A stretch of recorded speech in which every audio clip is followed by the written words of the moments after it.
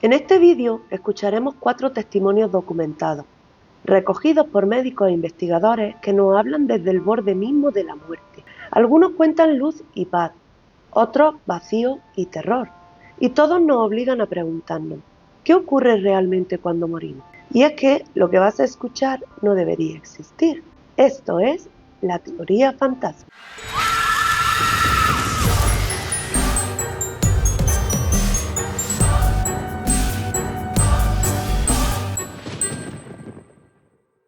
La muerte, certeza compartida, misterio insondable. La ciencia nos dice que todo acaba en el cerebro. Las religiones que es apenas el comienzo. Hoy conoceremos 4 casos bien documentados.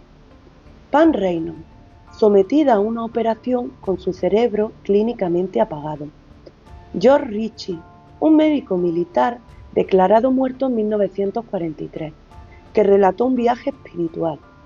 Y 2 testimonios recogidos por los investigadores Nancy Evan Bush y Bruce Grayson, que muestran el lado oscuro de esta experiencia. Un viaje que nos lleva a la luz y también a la sombra. En 1991, en Phoenix, Arizona, Pam Reynolds, de 35 años, fue sometida a una operación arriesgadísima para extirparle un aneurisma cerebral. Los médicos detuvieron su corazón, drenaron la sangre de su cabeza y enfriaron su cuerpo a 15 grados. Su cerebro estaba inactivo, muerte clínica. Sin embargo, Pam relató que salió de su cuerpo, que pudo verse desde arriba. Describió instrumentos quirúrgicos. Dijo que uno de ellos se parecía a un cepillo de dientes eléctrico, lo cual coincidía con la sierra poco común que usaron los médicos. Dice que escuchó conversaciones, aunque llevaba auriculares con clip, que estaban diseñados específicamente para comprobar que no había actividad cerebral. Después narró un túnel. Dice que vio una luz envolvente, que allí se encontró con familiares fallecidos, como su abuela. Sintió una paz infinita, hasta que escuchó un mensaje: no es tu momento, debes volver. Y ella volvió. El caso de Pam fue debatido por médicos y escépticos. Para unos era prueba de que la conciencia existe fuera del cuerpo. Para otros, recuerdos confusos previos a la parada total. Sea como sea, sigue siendo uno de los relatos más estudiados en todo el mundo. En los estudios sobre experiencias cercanas a la muerte, la primera fase suele describirse como la separación del cuerpo. Quien la vive siente que observa el entorno desde arriba, como si hubiera dejado de pertenecer a la materia. Después viene el umbral, un túnel, un pasillo, un río. El símbolo cambia, pero siempre marca el inicio del tránsito hacia otra realidad. Este patrón no es moderno. En el libro de los muertos egipcios ya se habla de un viaje con obstáculos, y en la mitología griega había que cruzar el río Estigia para entrar en el Hades. ¿Son recuerdos biológicos que el cerebro fabrica al apagarse? ¿O son símbolos de una experiencia real que todos compartimos? ¿Tú qué opinas? ¿Crees que esos túneles y corredores son ilusiones? ¿O la prueba de que todos atravesaremos la misma puerta? En diciembre de 1943, en un hospital militar de Texas, el joven médico George Ritchie enfermó de neumonía doble. Fue declarado muerto y lo cubrieron con una sábana. Poco después, un enfermero decidió inyectarle adrenalina en el corazón y, contra todo pronóstico, volvió a la vida. Lo que narró después fue extraordinario. George contó que se vio fuera de su cuerpo y que acto seguido sobrevoló paisajes de todo Estados Unidos. Recorrió una ciudad que años después pudo identificar como Pittsburgh, Mississippi, un lugar en el que nunca antes había estado. Dijo haberse encontrado con una figura luminosa. No fue un simple destello, describió una presencia inmensa, amorosa, que lo atravesaba con un conocimiento total. Junto a esa figura recorrió escenas de personas vivas. Estudiantes en bares, trabajadores en fábricas, familias en sus casas. No solo los veía, sentía lo que ellos sentían. Era como si hubiera entrado en la conciencia de los otros, experimentando su alegría, su dolor o su vacío. Después tuvo una revisión moral. Vio su vida proyectada, pero no desde sus propios ojos, sino desde la perspectiva de los demás. Sintió en carne propia lo que habían sentido las personas a las que había tratado bien. y también aquellas a las que había herido. Esa experiencia lo transformó para siempre. Décadas después la publicó en Return from Tomorrow, en 1978. Su caso inspiró al psiquiatra Raymond Moody y acuñó el término Near Death Experience, experiencias cercanas a la muerte. En la segunda fase del tránsito aparece casi siempre una presencia. En el caso de Joe Ritchie fue Jesucristo, porque era su fe. Pero en otras culturas esa figura puede ser un ancestro, un maestro espiritual, un guía, una figura de luz o una energía cósmica sin rostro. Pero todas ellas comparten lo mismo. Transmiten amor absoluto y desencadenan la revisión de vida. Ese momento en el que revives tu existencia completa, pero no desde tus propios ojos, sino desde los ojos de las personas que compartieron su vida contigo. Sientes su alegría, sus heridas, sus emociones. Este detalle resulta fascinante porque rompe con la explicación de una simple alucinación. No es solo ver imágenes, es entrar en la conciencia de otros, experimentar lo que tú hiciste sentir a los demás. ¿Y tú qué sentirías si tuvieras que revivir tu vida así, sintiendo lo que los demás sintieron contigo? ¿Sería un paraíso de gratitud o un infierno de culpa? Y es que cualquier acto, incluso sin que seamos conscientes, puede dejar una huella profunda en los demás, causar heridas invisibles o en algunos casos un dolor inmenso. Sentir en carne propia ese sufrimiento debe ser abrumador. Y ya si hablamos de actos hechos de forma consciente, con intención de hacer daño, el peso que se siente en ese juicio interior debe ser insoportable. Una carga que tiene un solo nombre: culpa. Y aquí es donde comienza nuestro tercer caso. Porque no todos los viajes son luminosos. La investigadora Nancy Evan Bush recopiló experiencias cercanas a la muerte de carácter angustioso. Entre ellas, un testimonio anónimo que resulta especialmente perturbador. La persona contó que tras perder la conciencia no se encontró con túneles ni luces, ni con familiares esperándole, sino con una oscuridad total, una negrura infinita donde no existía el tiempo ni el espacio. Al principio pensó que era un estado momentáneo, una especie de espera, pero a medida que pasaban los segundos, o lo que a él le parecieron siglos, sintió la certeza de que aquello sería para siempre. No había salida, ni compañía, ni consuelo, solo la sensación de una soledad eterna. Cuando regresó a la vida, este recuerdo lo acompañó como una pesadilla constante. Hablaba de ataques de ansiedad, de insomnio y de un miedo profundo a morir de nuevo, convencido de que volvería a caer en esa nada sin final. Nancy interpretó este tipo de relato como un tránsito bloqueado, un estado en el que el alma no logra dar el siguiente paso hacia la luz. Pero más allá de interpretaciones, lo cierto es que el impacto psicológico fue tan devastador que marcó la vida entera de la persona que lo vivió. Relatos como este nos muestran un aspecto muy distinto del tránsito. En lugar de luz, de encuentro o de guía espiritual, lo que aparece es un vacío sin fin, una oscuridad que no ofrece salida, ni compañía, ni consuelo, ni nada. La ciencia, en cambio, la interpreta como un cerebro que se apaga de forma diferente. No produce visiones luminosas, sino la percepción de ausencia total. Y desde la filosofía se entiende como la encarnación de nuestro miedo más profundo, el temor ancestral a la nada absoluta.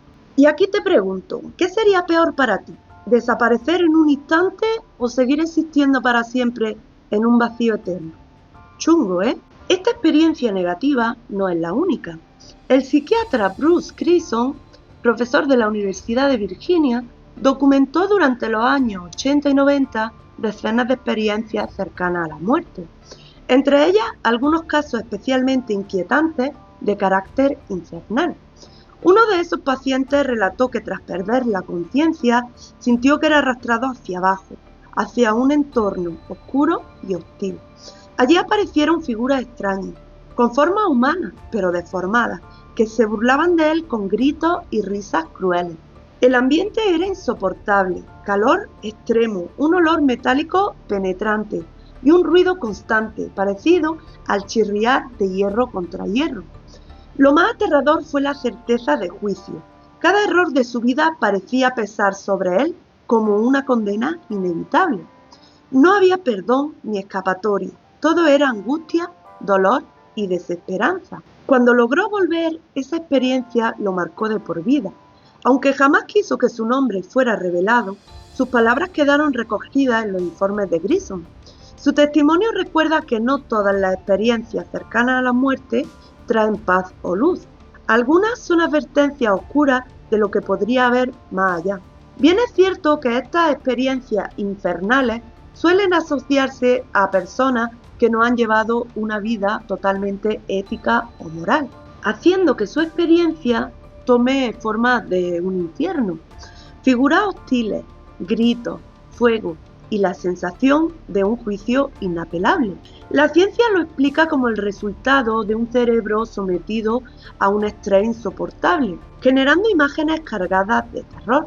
Pero desde la espiritualidad se interpreta de otra manera, no como un castigo eterno, sino como un espejo del alma, un espacio de purificación, parecido al purgatorio, en el que la persona enfrenta sus miedos, sus culpas y sus errores antes de poder avanzar. Imagina que al morir no hubiera jueces externos, sino tu propio interior mostrándote las verdades que nunca quisiste ver. ¿No sería ese el infierno más real de todos? ¿Qué te mostraría a ti ese espejo? Pero los relatos no se detienen en lo que hemos escuchado hasta ahora. Algunos investigadores van más allá y describen experiencias de vida entre vidas. Estados en los que la conciencia no solo se separa del cuerpo, sino que entra en una dimensión más profunda, donde se encuentra con lo que llaman la familia de almas o compañeros espirituales. Allí, según estos testimonios, el alma revisa lo que hizo bien, lo que hizo mal y se prepara para una nueva encarnación. Es un proceso de aprendizaje, de corrección, de perfeccionamiento, como si la vida no fuera un único examen, sino una serie de lecciones encadenadas. Estas experiencias no provienen solo de quienes estuvieron al borde de la muerte, también se han documentado bajo hipnosis profunda, en estados de coma y en regresiones guiadas. Explicarlo con detalle daría para un vídeo entero, porque es un universo en sí mismo, y si quieres que lo exploremos juntos, déjame tu comentario, la vida entre vidas, y ese podría ser nuestro próximo viaje en la teoría fantasma. Todo esto suena fascinante. Túneles, presencias, revisiones de vida, familia de almas y hasta experiencias de vida entre vidas, que hablan de perfeccionamiento y de nuevas encarnaciones. Pero, ¿cómo explica la ciencia todo esto? Algunas de las respuestas apuntan a la cultura y a las creencias. Según los investigadores, el contenido de la experiencia se adapta al marco mental de cada persona. Un cristiano puede ver a Cristo, un budista a Buda y un ateo percibir solo una energía luminosa, una presencia de luz que no asocia con ningún dios. El trasfondo cultural parece poner el rostro y el lenguaje de la vivencia. Otras explicaciones se centran en la psicología individual. Quienes arrastran miedo, culpa, angustia vital, tienden a relatar escenas oscuras y amenazantes. En cambio, aquellos con más esperanza o confianza suelen describir versiones pacíficas y reconfortantes. También está la perspectiva neurológica. No todos los cerebros se apagan de la misma manera. Algunos descargan actividad eléctrica en el lóbulo occipital, lo que podría producir sensaciones de túneles y luces. Otros, en cambio, sufren un apagón más global, más de golpe, generando la percepción de vacío total o de inexistencia. Finalmente, la memoria juega un papel clave.